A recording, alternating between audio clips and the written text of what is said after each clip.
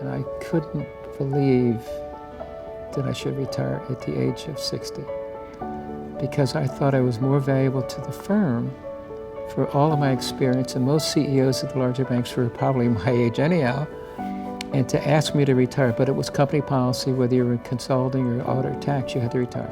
So I did, and it saddened me greatly, and I wasn't about to retire. So after 3 months, I was sitting around saying, you know, I'm going to do something.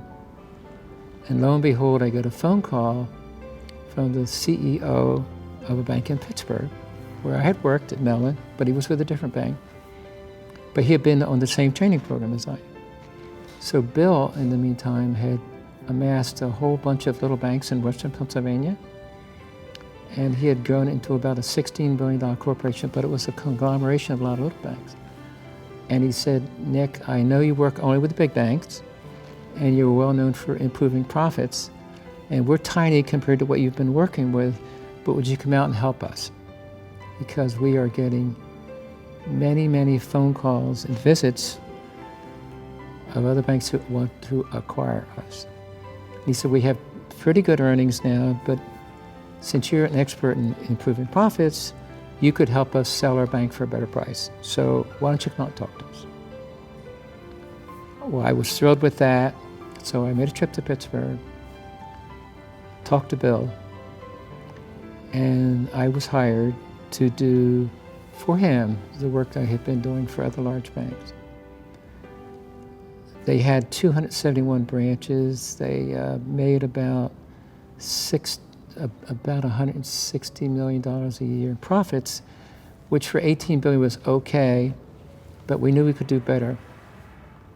We spent 6 months there. We spent 6 days a week there for 6 months. And I assembled an old team of mine, because I didn't have a team anymore, of former Tushaws and KPMG people and some Mellon Bank people, and we did this project for 6 months. The project was a tremendous success, but most importantly, we found a new way to make profits for the bank. We learned that they kept about $1 billion with the Cleveland Fed.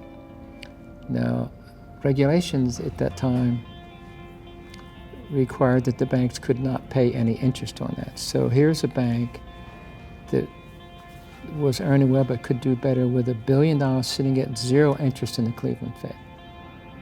We knew there had to be a way to unlock that $1 billion and bring it back to Pittsburgh for them to make mortgage loans and consumer loans and loans to Alcoa and all the other companies there.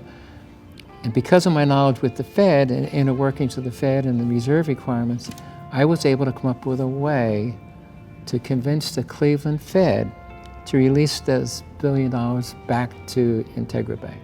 So when the project was over, with all the other changes we had made, we increased the earnings of Integra Bank by about $30 million. And we had a very happy client.